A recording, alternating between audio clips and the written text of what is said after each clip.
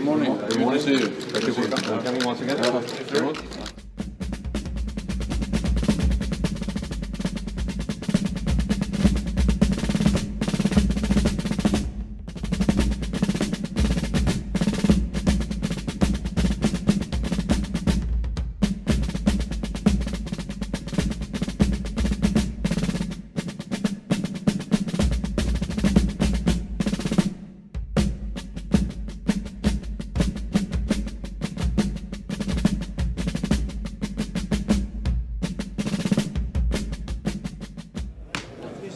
Messieurs, bonjour. Ladies and gentlemen, Je souhaiterais d'abord la bienvenue au chef d'état-major de la défense des pays de l'OTAN et de commandants stratégiques à cette première réunion de l'année 2018 du comité militaire en session des chefs d'état-major de la défense. Je souhaite tout particulièrement saluer les nouveaux collègues qui nous rejoignent. Général Alain Duchesne de Luxembourg, Général Ilya Dakovic du Monténégro et Amiral Rob Bauer des Pays-Bas. Alain, Ilya et Rob, félicitations pour vos nominations.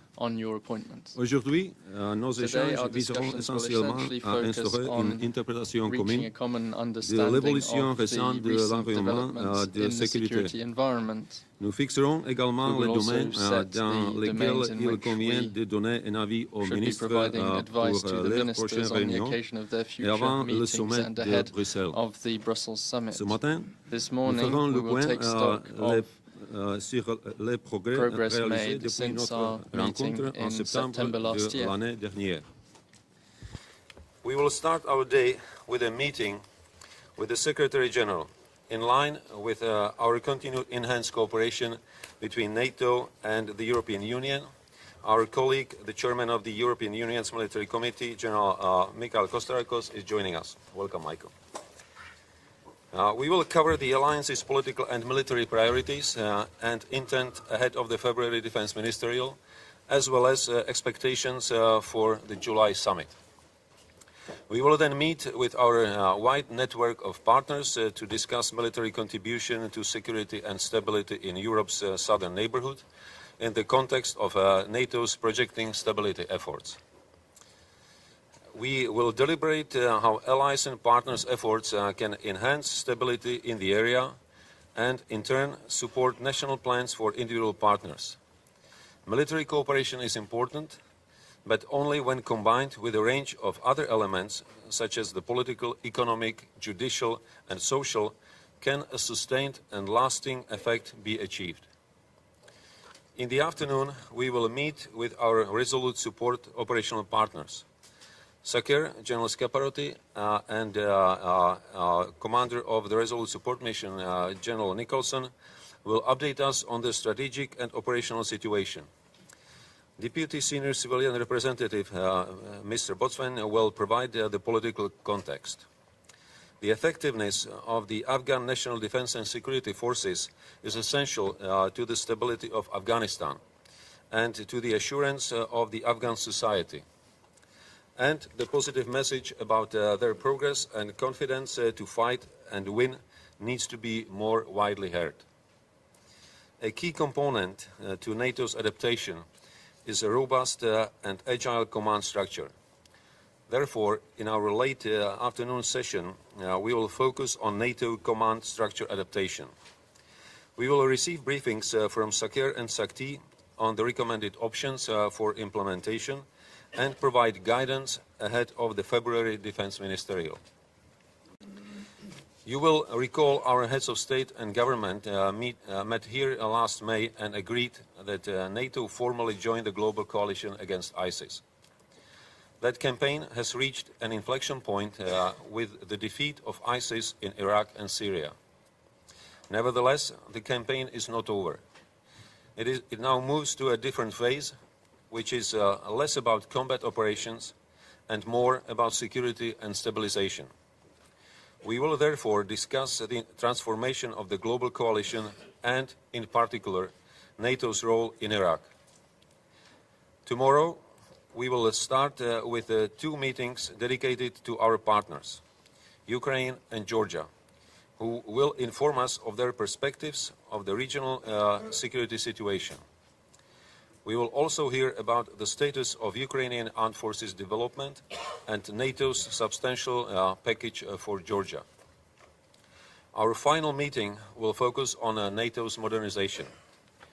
Since the Wales summit and reinforced with the decisions taken at Warsaw summit, the alliance has adapted politically, militarily and institutionally.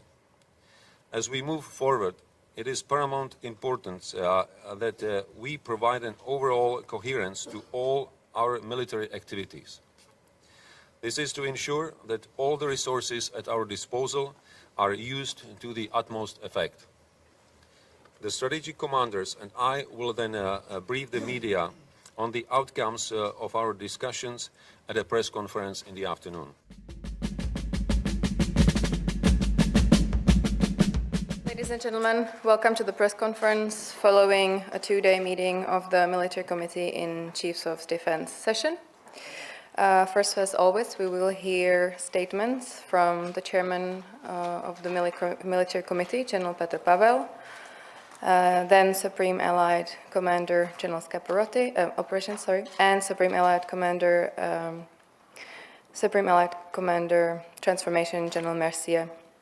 General Pavel. Thank you.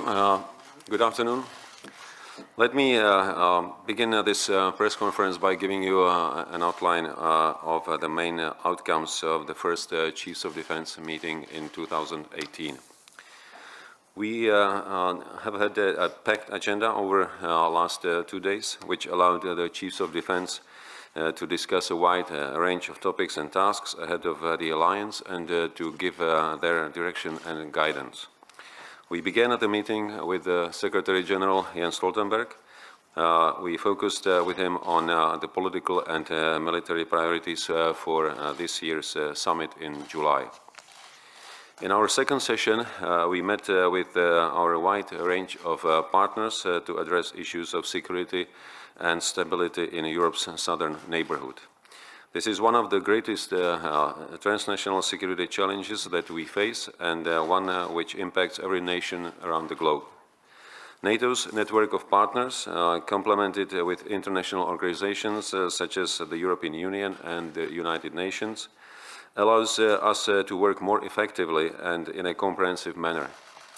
Our goal is to cooperate even more cohesively, sharing our experience and expertise and avoiding duplication of effort, all with the aim of improving stability in the Middle East and North Africa.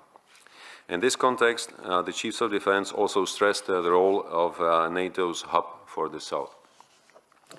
Meeting with our Resolute Support Mission partners, we discussed the strategic, operational and political context in and around Afghanistan, as well as our main effort to train, assist and advise the Afghan security forces and institutions. The Chiefs of Defense stressed the enduring commitment to Afghanistan. They also recognized the progress achieved by the Afghan National Defense Security Forces over the course of the last year, in particular the growth of the Afghan Special Security Forces and the Afghan Air Force, improved leadership, and most importantly, the Afghan forces' growing confidence in their ability to fight and win. Another key topic on our agenda was the ongoing NATO command structure adaptation. It is vital that we have a command structure that is robust, agile and fit for purpose. A NATO command structure that supports the alliance's requirement for effective command and control across all the core tasks, which means continued ability to defend and protect allied territory and populations, whilst also carrying our crisis management and cooperative security. The Chiefs of Defense endorsed the option recommended by the NATO military authorities for the adapted NATO command structure and provided their recommendations on implementation and timeline. I need to stress that the NATO command structure adaptation is subject to a political decision, which will be made during the meeting of defense ministers next month. On the transformation of the global coalition against ISIL and NATO's role in Iraq, we noted how the coalition is transitioning from combat to stabilisation. Consequently, we deliberated how NATO could adapt our current activity within our training and capacity building initiative in Iraq, upon request by the Iraqi authorities and taking into consideration the importance of local ownership and buy-in. Today's session began with meetings with Ukraine and Georgia. The Chiefs of Defense noted the challenge for Ukraine of achieving security and defense reforms alongside re-establishing Ukraine's territorial integrity. They also recognized the progress made in the Ukrainian armed forces reform and stressed their commitment to furthering the capability and interoperability of the Ukrainian armed forces. During our session with Georgia, Chiefs of Defense recognized Georgia's significant and enduring contribution to NATO's operations and missions, and especially to Resolute Support in Afghanistan. Furthermore, they stressed their continued support to the substantial NATO-Georgia package and welcomed Georgia's constructive approach to the ongoing security situation. And finally, we turned our focus to the military aspects of NATO's overall coherence related to the alliance's strengthened deterrence and defense posture. The Chiefs of Defense stressed the necessity to ensure effective and coherent implementation of decisions taken at Wales and Warsaw summits, as well as the Heads of State and Government meeting last May here in Brussels, together with 2018 priorities in support of all three core tasks and in a 360-degree approach. With that said, I will now hand the floor to Secretary General Scaparotti and subsequently to General Denis Mercier. So, Mike, over to you. Thank you, Peter. Good afternoon, and thank you for the opportunity to talk to you today concerning key priorities regarding the NATO command structure for Allied command operations. I'd like to thank the Chiefs of Defense for their attendance today. Getting together in this type of setting is always beneficial. I want to express my gratitude for the contributions from across the alliance to NATO operations and to the defense of Europe. They are significant and appreciated. I particularly appreciate how difficult it is for the nations to meet all the requirements and provide all the forces we would like in ACO. Today's strategic context is different than when we made the last NCS change. A resurgence of Russia as a strategic competitor, growing unrest and instability in Africa and the Middle East, as well as terrorism, is reshaping our strategic environment. This security environment is compounded by the rapid growth and proliferation of new technologies that can be acquired by both state and non-state actors. This underscores the need to adapt to today's evolving threats. Our ability to respond requires different approaches and different capabilities. At NATO, and especially in ACO, national, bilateral, and collective alliance efforts must be integrated and mutually reinforcing. This is fundamental to success because strategic unity keeps us strong. And NATO nations are adapting and responding, nationally and multilaterally and collectively. Just consider operations and activities like enhanced forward presence, tailored forward presence, a very high readiness joint task force, Baltic air policing, enhanced air policing, or our maritime operations that are ongoing, just to name a few. Looking forward, we must maintain a strategic long-term view coupled with a sense of resilience. Efficiency and effectiveness in design and implementation is a priority to propose an organization that's flexible, resilient, and can react at the speed of relevance. NATO is charged to be ready and responsive. We must continue to set the conditions and invest now to ensure European security in the future. I think the need for this is critical to our future success. And with that, I'll hand it over to Dennis. Thank you, Mike, and good afternoon. The evolution of our strategic environment is one of the main drivers for our military committee sessions to ensure that our NATO's military capacity remains fit for purpose now in the foreseeable future. And indeed, as Secure just stated, the strategic assumptions have changed, which led to the adaptation we are conducted. But this is something we are sure of. They will keep being challenged in the future. And during these two-day meetings of the MCCS, we all agreed that in this environment, NATO must adapt fast enough to ensure our continued relevance. Whether inside or inside the defense community, the organizations that thrive in a complex and rapidly changing environment are those that acknowledge the necessity to simultaneously operate and adapt. We cannot afford to address our deficiencies without setting our sight to the longer term. And this is what my mission is about, to focus Allied Command transformation on what we call warfare development in order to ensure that Secure has the military capacity and posture it needs to face any future challenges. Because to win tomorrow's war, we have to prepare today, and this was what was behind the reorganization of Allied Command transformation and the whole NATO command structure. Thank you. Thank you, sirs. We now have about 20 minutes of Q&A. If you could please state your name and outlet that you're representing. Gentleman over here, please. Thank you. Michael Peel from the Financial Times. Re the two new command structures that are proposed, can you give us a bit more detail about where these will be, how these will operate, you know, what kind of focuses they will have specifically? I mean, beyond the general points about one being transatlantic, one being to do with military mobility, can you give us an idea of what that means in practice? What kind of equipment will they have to deploy, and so forth and so forth? And then, secondly, did you discuss propaganda, counter-propaganda efforts at all today? And if so, what kind of conclusions did you come to? Let me start with the first question. You have answered the question yourself. In fact, we cannot give you any more details beyond that one will be responsible for the security in Atlantic, and that the other will maybe supporting rear area operations and logistic support. But of course, any other detail is subject to political discussion and decision that will take place in February. So I cannot go into more details now, even though we made recommendations as a military, but these recommendations will have to be first considered by political level.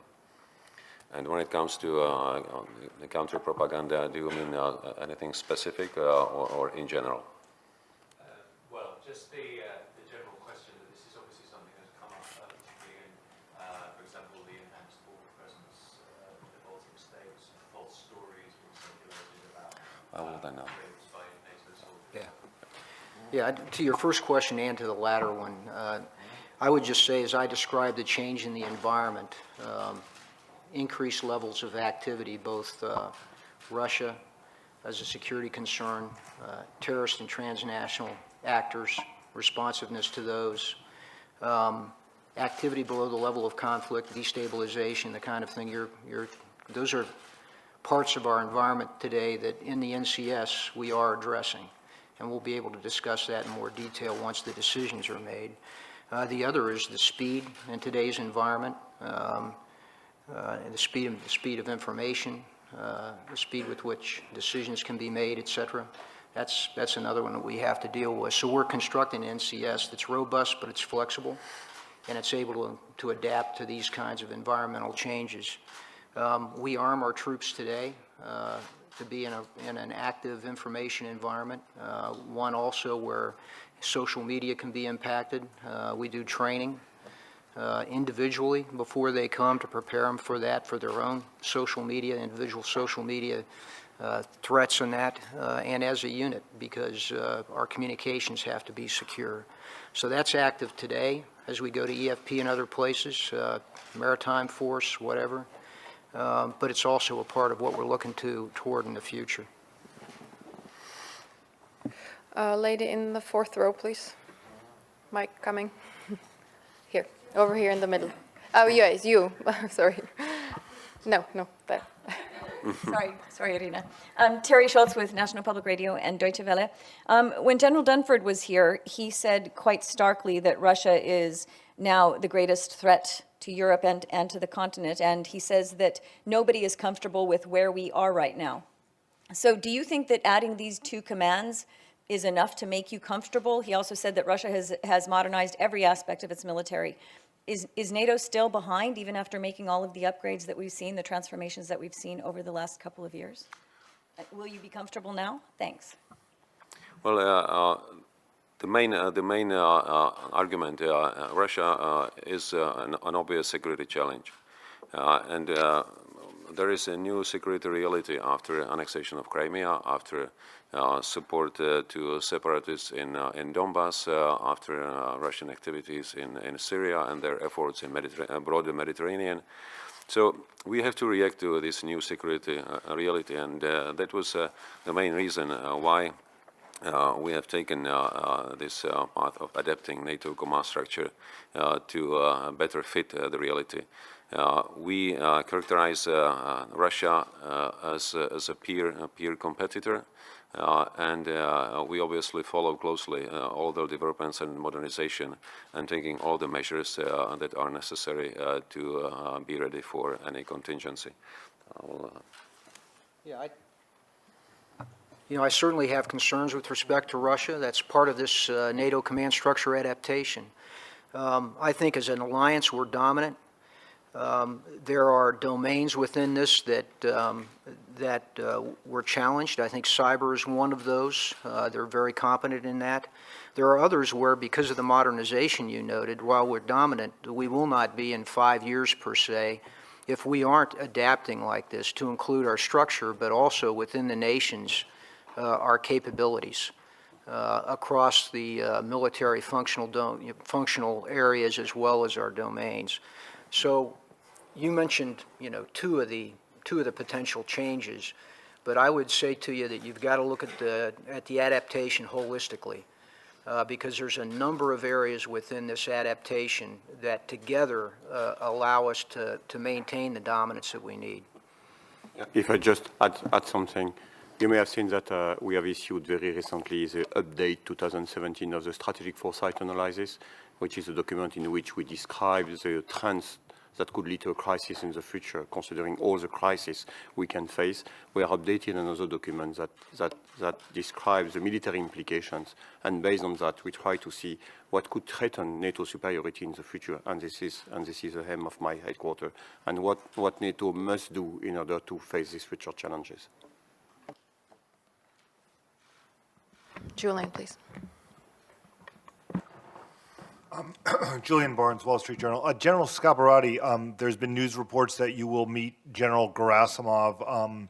Is that meeting on, and what is on your agenda to try to talk to him about? And General Mercier, in terms of the specific capabilities that Russia is developing, what is sort of on the top of your agenda? Is it cyber, or are there other sort of more traditional military capabilities that you've urged allies to sort of work on countering?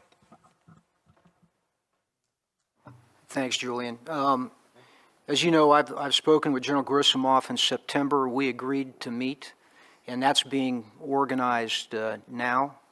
I expect we will meet, and we'll give you further information on when that will be. In terms of what the purpose of it is to continue and ensure that we've got an established line of communication between the two of us. It's about transparency. It'll be contained to military exercises and current ops where we have forces in proximity to ensure that we understand what we are each doing in the military domain, and to ensure that we don't have a misstep or miscalculation or misunderstanding. The last thing I would say is that we've got an established line of communication that we can rely upon, and this is another step to ensure that that's very solid. And to answer the second part of the question, in our adaptation, we will better clarify, looking at the future technologies, but it's not limited to Russia. What are the technologies that can be used as threat against us, whether they can be used by state or non-state actors? And the problem with many technologies today is many actors, even sometimes single people, can have access to them.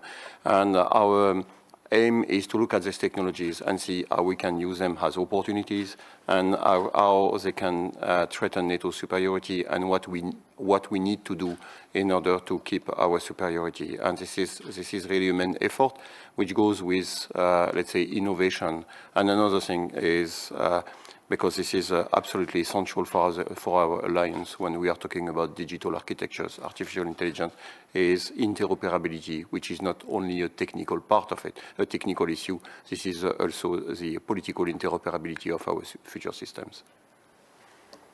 Gentleman here in the front row. Question to General Pavel. Khalid Hamid Farooqi from Geo Television News, Pakistan. General, the tension between United States and Pakistan is rising every day, and Pakistan has suspended all intelligence security cooperation with NATO in Afghanistan. How will it affect NATO operation in Afghanistan? And in addition to that, the northern province governor rebelled against the central authority of Afghanistan, refused to step down and deny the order of President Ghani. So this all upheaval in Afghanistan, how will it affect NATO operations? Thank you. I cannot comment, obviously, on bilateral issues between the United States and Pakistan, but we are trying to influence all regional actors to coordinate activities towards better security and stability of Afghanistan. We had a representative of Pakistan at our meeting focused on stability. They were contributing in a constructive way. I truly believe that Pakistani authorities are taking steps to address terrorism. However, there is still room for improvement, and we are working on it. It's one of the major tasks for Commander Resolute Support Mission as well, and he's working with all the actors that have the influence on security in Afghanistan, including Pakistani authorities. Robin, go ahead. Robin Emmett from Reuters. General Pavel, you tweeted yesterday about Iraq. I wondered whether there was any push to include more NATO training in Iraq. And I wondered for General Scaparrotti, could you give us an update on the timeline for Aegis Ashore and when the Polish site might be up and running? Thank you.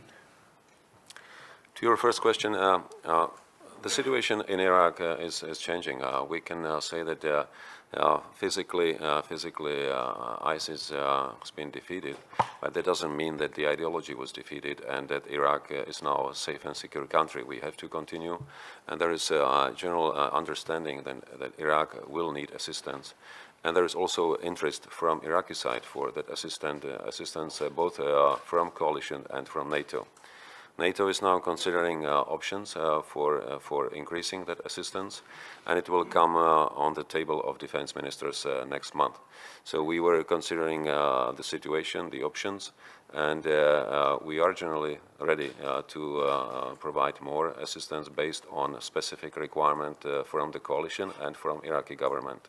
And it will be focused on training, assistance, and capability development.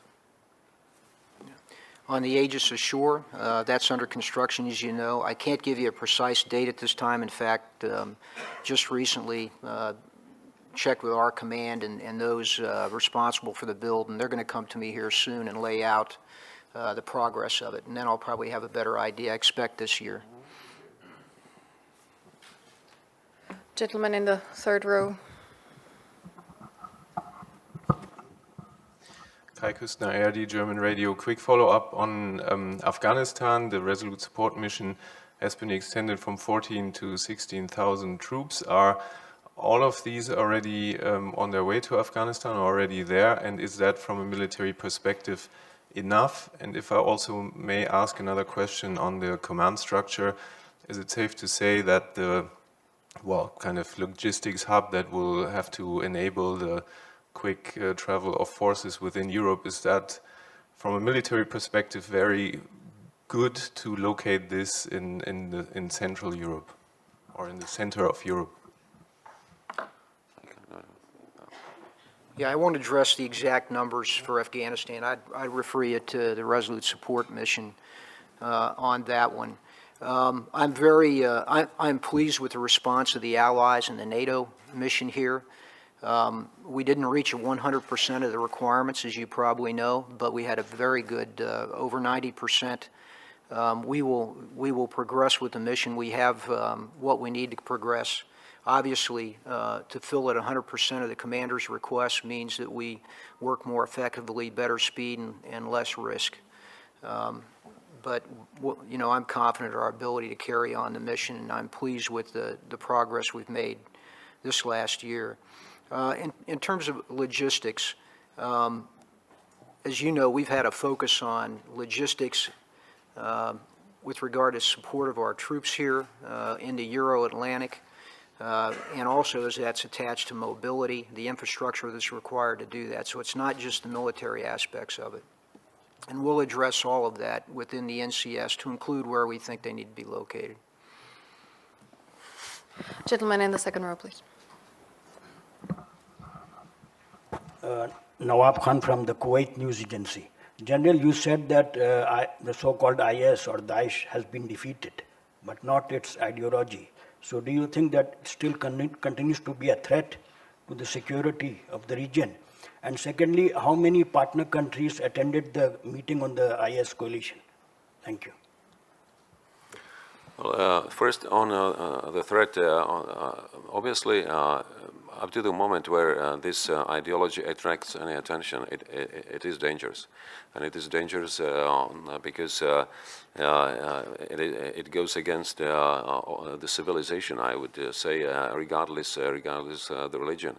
So we are all together in fighting this ideology. And it's a long way before we can say that we got rid of this threat. We are working with a number of nations on this meeting. I will not give you exact numbers, but I would guess that we had more than 40 partners around the table, and we cooperate closely with the global coalition, or even with anyone who is willing to assist and contribute. And I truly believe that the recipe for success is in the broadest possible cooperation, which will be very flexible and will address all elements of this threat, not only physical destruction of ISIL, but also the elements of from which this ideology grows. That means social issue, economic, religious, and others. And this go well beyond the capabilities of one organization such as NATO. And that's why we have to cooperate with all the others, with the institutions and nations who have the tools and will to address that threat. We have time for one more question. Is it Nicolas Groviered, B2 et Sud-Ouest. It's possible in French? Okay. May I ask in French or not? Or in English? Okay. You can speak French. No problem. No. English? It's better in English. Just on Iraq, I want to know if the assistance, the increase of the mission in Iraq concern also the Kurdistan, the Erbil region. Do you have some ask on that, or are you ready to increase the assistance for this region? On second question, on the modification of the structure of NATO, how much cost? How much is it? What is the budget? Who pay? It is an ordinary budget, or it is the budget of some member state? Well, in terms of our, the mission in Iraq today is limited and very, very specific.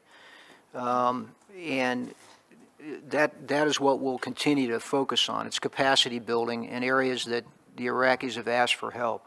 In terms of the future, that's actually a policy decision yet to be made based on, again, Iraq's needs and then the nation's decision. At that point, they'll give me guidance as the ACO to execute the mission. I would like to add that we do our best not to distinguish where to channel our support. Support by NATO will be provided to Iraq as an integrated entity. So we will do our best to support all the citizens of Iraq and building armed forces of Iraq, not individual ethnic groups. Thank you very much for your questions. This concludes the press conference.